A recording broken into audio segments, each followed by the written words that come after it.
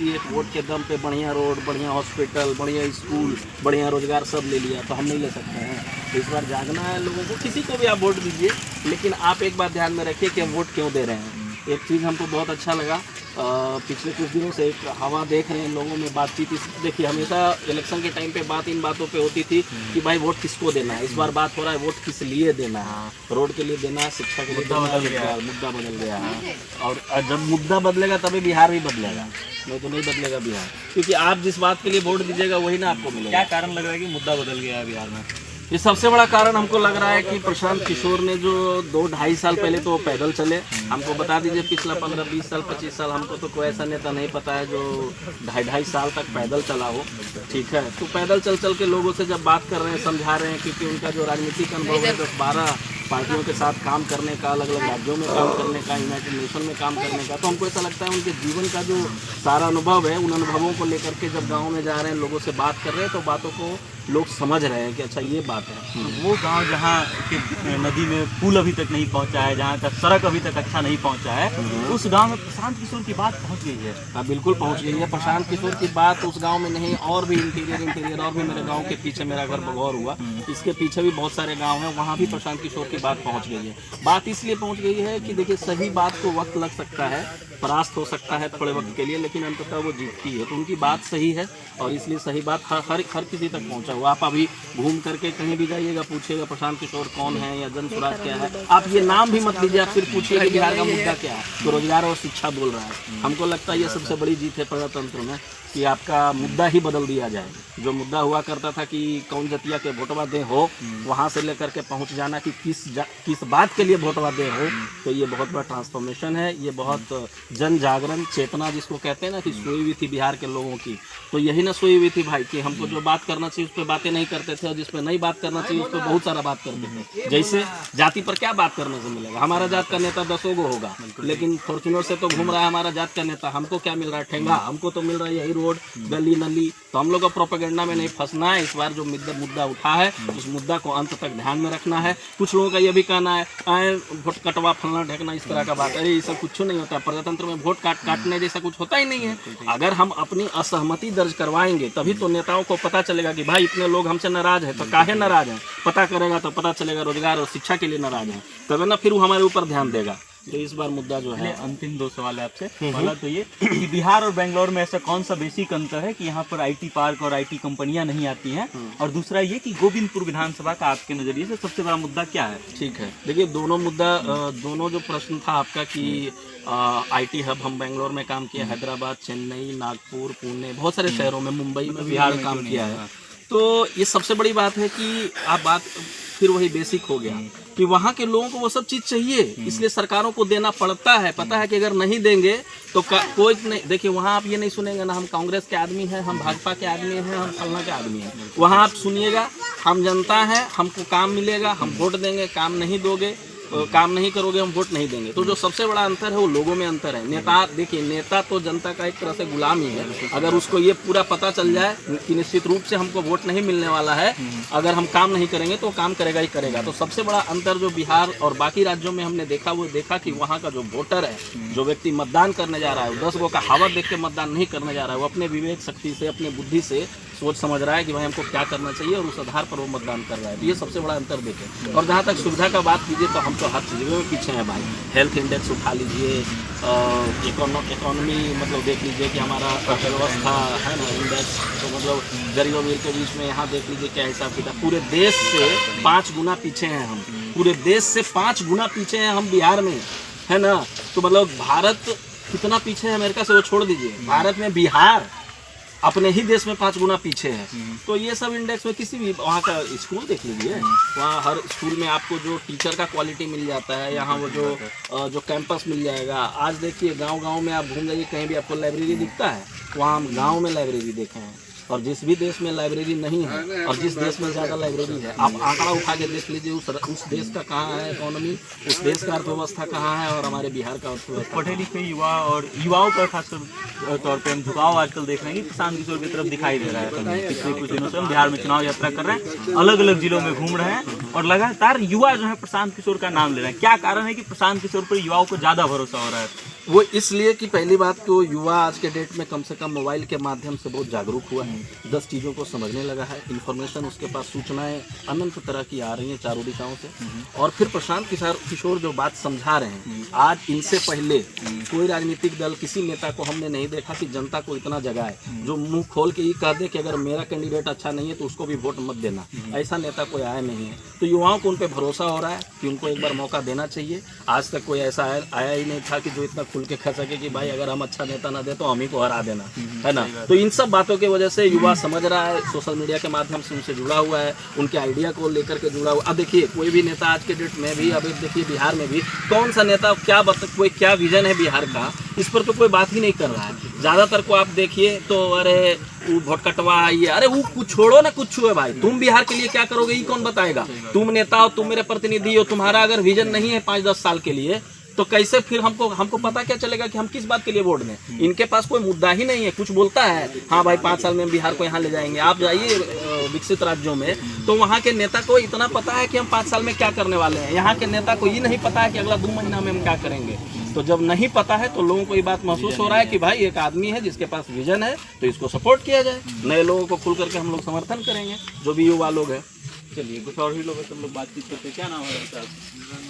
हाँ, युवा है, क्या विचार है युवा का इस बार? विचार तो यही है कि हम अभी तक देखें 15-20 साल से जो कुछ भी मेरा एज है वैसा फर्स्ट ही व्यक्ति है जो कि जनता के बारे में कुछ सोच रहा है, पलायन रोकने के लिए। कौन सोच रहा है? ठीक है, प्रशांत किशोर आपके क्षेत्र के विधायक हैं कामराज जी, इनके क्या नाम है? कामरान जी। क्या नाम? हम यहाँ रहते नहीं, जानते नहीं है, समझ गए। कहाँ रहते हैं आप? फर्स्ट में कोलकाता में रहते हैं। क्या करते हैं कोलकाता में? कोलकाता में पूजा पाठ करते हैं, पंडित जी। अच्छा, पंडित जी हैं। बिहार में इतना सारा मंदिर बन रहा है, बिहार में मौका नहीं मिला कहीं पूजा करने का? नहीं, बिहार गरीब ऐसा पूरा भरपूर मात्रा में रहता है तो बाहर लोग क्यों जाते हैं। शिक्षा रहता है बढ़िया से। शिक्षा में बताइए 28,000 30,000 पेमेंट है, स्कूल में सारा चीज़ है, तो उस पर विधि व्यवस्था सही होना चाहिए ना। लड़का पढ़ने के लिए क्यों नहीं जाता है? शिक्षा मंत्री का गलती है, क्यों नहीं जाता है उसका विधि व्यवस्था। तो हम यही जानते हैं मोटा मोटी किसके जो प्रशांत किशोर है ये 15-20 साल में जो कुछ भी सोचा है हर एक जनता के बारे में तो यही सोचे हैं। और पलायन रोकने के लिए, शिक्षा के लिए, और जो कुछ भी हमारे हिसाब से बहुत अच्छा। कितने दिनों से रहते हैं कोलकाता में? कोलकाता में तो 5 साल हो ही गया। 5 साल से। वोट कब से दे रहे हैं आप? वोट तो मतलब वही एज 5 कितना साल हो से गया? दे रहे हैं, 5 साल से दे रहे हैं। मतलब विधानसभा में दूसरी बार वोट देंगे संभवतः। हाँ, पिछली बार किस मुद्दे पर वोट दिए थे और इस बार किस मुद्दे पर वोट देंगे? पिछली बार तो दिए थे, वोट दिए थे। मतलब मुद्दा क्या दिए थे, क्या था? कुछ देखे तो गली सड़क कुछ न कुछ सुधार हुआ है, इस वजह से दिए थे। तो गली सड़क आपके गांव तक काहे नहीं पहुंचा जी?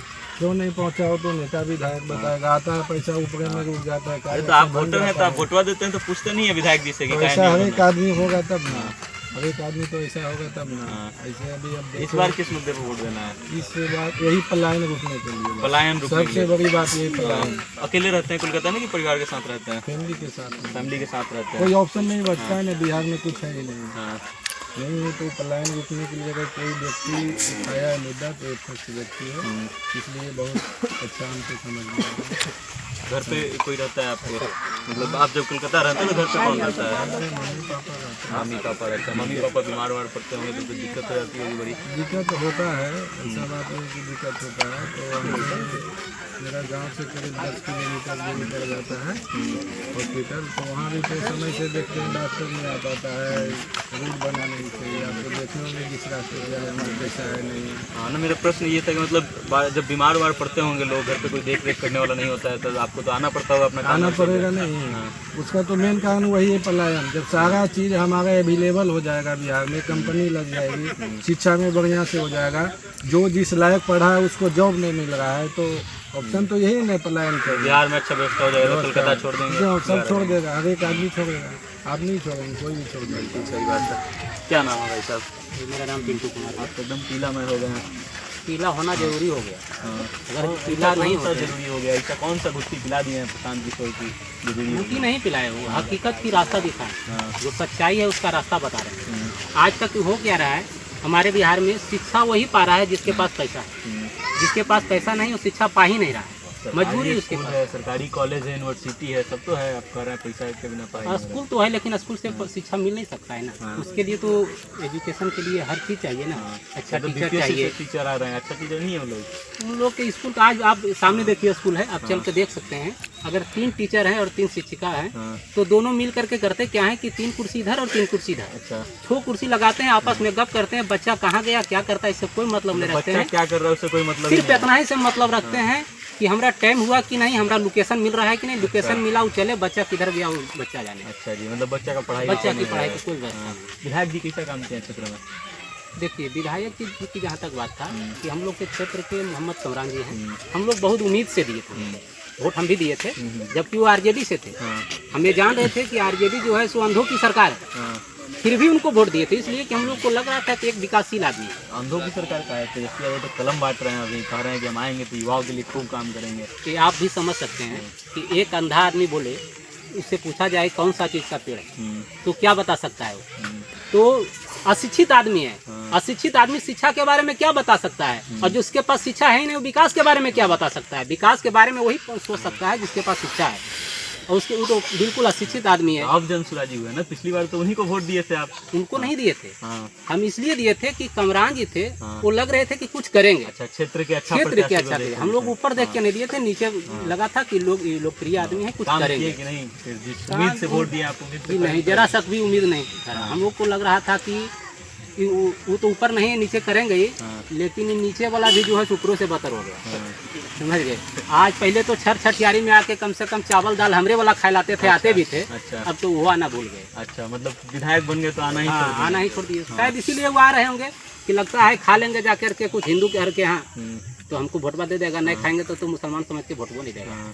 तो अब की बार का विचार है? अब की बार तो जनसुराज को देंगे, जनसुराज को देंगे एकदम 100%। भरोसा है, नया पार्टी है, नया आदमी है, कुछ करेंगे बिहार के लिए। अच्छा एक चीज़ बताइए, अगर शिक्षित आदमी पे शिक्षा का भरोसा ना करे, हाँ। जो आज तक दिल दुनिया, नीतीश कुमार जी भी हैं, इंजीनियर रहे हैं।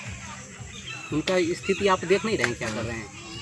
नीतीश जी कोई खराब आदमी नहीं है, हम लोग उनको बहुत बहुमत से वोट दे के जिताए थे, लेकिन स्थिति क्या है कि अब उनका दिमागी संतुलन ठीक नहीं है, और उनको खुद समझ जाना चाहिए कि अगर एक चपरासी का भी वो बहाली करते हैं तो उनका जो है सो उम्र सीमा निर्धारित करते हैं कि इसका उम्र सीमा 60 वर्ष ही होना चाहिए, क्योंकि जबकि उनको काम तो सिर्फ पानी पिलाना, झाड़ू लगाना है, लेकिन फिर उनको पूरा राज चलाना है और 60 वर्ष से पार कर गया फिर भी वो अड़े हुए हैं। उनको तो समझना चाहिए कि जब चपरासी रिटायर कर देना चाहिए एकदम 100%, जब तक नेता ही तो हमारा देश का भविष्य है। मोदी जी तो रिटायरमेंट का एज तय किया ना जी, भाजपा के बहुत सारे नेता लोग रिटायर हो गए उस एज में जाके। लेकिन मोदी जी को तो खुद पहले रिटायर हो जाना चाहिए था। दूसरे के लिए रास्ता बता रहे हैं उन लोग नेताओं, लेकिन अपने लिए कुछ रास्ता नहीं अपनाते हैं। वो बोलते हैं कि गरीब आगे बढ़े, लेकिन गरीब को बढ़ाने के लिए नहीं सोचते हैं, और इसलिए नहीं सोचते हैं और कि अगर गरीब अगर पढ़ गया, आगे बढ़ गया, तो हमारे झलावे वाले बात में वो आएगा नहीं, वो अपने दिमाग से सोचेगा। आज मान लिया जाए बिहार में 2% भी आदमी अगर शिक्षित हुआ है तो 2% के घर में जाके या उस आदमी से मिलके देखिए, वो प्रशांत किशोर के सिवा किसी को नहीं बोलेगा। वो इसलिए नहीं बोलेगा कि उसके पास शिक्षा है, सोचने समझने की क्षमता है। इनके जो है झलावे और जातिवाद की भाषा में फंसने वाला वो नहीं है। एक और बदलाव होगा निश्चित रूप से। क्या नाम? बोलो क्या नाम है? सुमन कुमार पांडे। क्या करते हो? ये पढ़ाई करते हैं। कौन से स्कूल में? ये MBM बगौर MBM में? प्राइवेट स्कूल में? जी प्राइवेट है। क्या प्राइवेट में जाते हो? सरकारी स्कूल में पढ़ाई नहीं होता है? ये सरकारी में जाके क्या करें, हाँ। सरकारी में पढ़ाई बढ़िया देंगे तब ना हम जाएंगे उसमें। सरकारी स्कूल में अच्छा पढ़ाई नहीं होता है। हम ये तो नहीं बोलेंगे कि उसमें पढ़ाई अच्छा नहीं है, पर एक बेसिकली जो होता है वो इसमें कुछ बढ़िया हम देखे हैं, और फीस भी बढ़िया है, इसलिए पढ़ाई यहाँ अच्छी होती है। क्या करते हैं पापा? पापा यही मतलब कलाकार है, मतलब गान बजा करते। हाँ, कहाँ रहते हैं? कोलकाता। कोलकाता ही रहते हैं। जी। तो कब आते हैं गाँव घर पे? गांव जब छुट्टी मिल जाता है तब आ जाते हैं, जब नहीं कोई काम रहता है चला जाते हैं। पूजा पाठ में तो व्यस्त रहते होंगे कलाकार हैं तो। जी। हाँ, त्योहार के समय तो याद आता होगा पापा का? नहीं त्योहार में नहीं आते हैं। तो याद आता होगा ना त्योहार में? हाँ, आते हैं ना, सब आए होते हैं, सब मतलब अपना अपना काम में व्यस्त रहते हैं।